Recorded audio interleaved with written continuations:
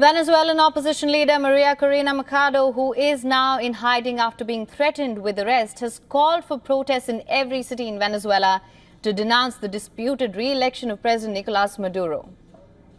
This Saturday, August 3rd, we will gather as families with our children, grandchildren, grandparents in all cities of Venezuela at 10 a.m. In Caracas on Las Mercedes Avenue, because we are going to pay tribute to each one of those heroes who upheld and defended the will of the Venezuelan people on July 28th and who are now being pursued by the regime.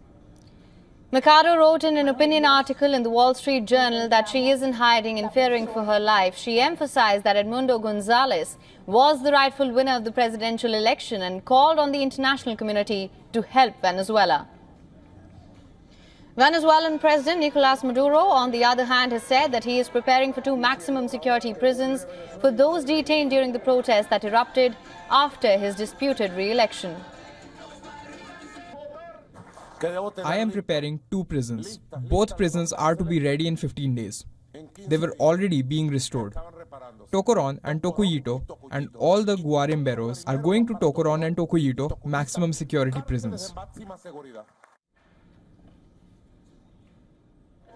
This has concerned relatives of people detained in Venezuela's post-election crisis, waited outside the detention center in Caracas, hoping to hear from their loved ones.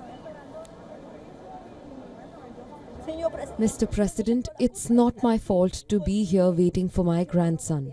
I did not send him to do anything wrong.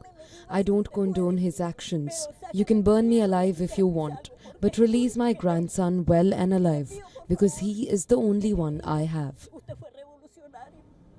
Furthermore, Venezuela's Supreme Court accepted President Maduro's request to audit election results. It has further ordered him, Edmundo Gonzalez and 8 other candidates who participated in the presidential election to appear before the justices today.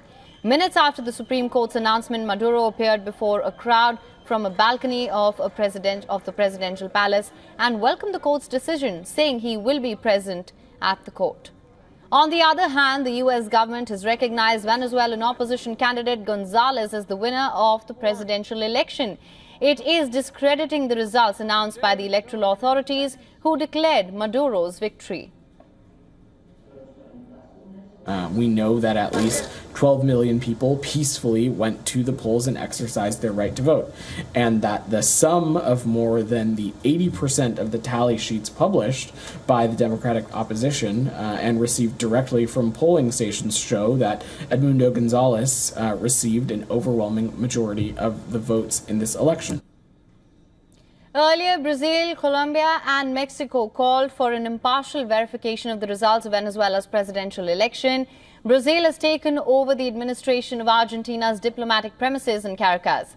Following the expulsion of Argentine diplomats by Venezuela's government, 6 Venezuelan opposition figures are now taking refuge in the embassy. Brazil agreed to take care of Argentina's interests in Venezuela at the request of its neighbor. Argentina's diplomats were expelled by the government of President Maduro after Buenos Aires criticized his proclaimed re-election. Meanwhile, Venezuelans living in Buenos Aires and Brasilia gathered to ask for peace in Venezuela, as well as to demonstrate against the presidential election result. In Buenos Aires, people lit candles, sang songs during a vigil spelling out the word peace on the ground. In Brasilia, attendees prayed and said that they were defending their votes, as they showed papers with tallies from voting centers gathered by the Venezuelan opposition.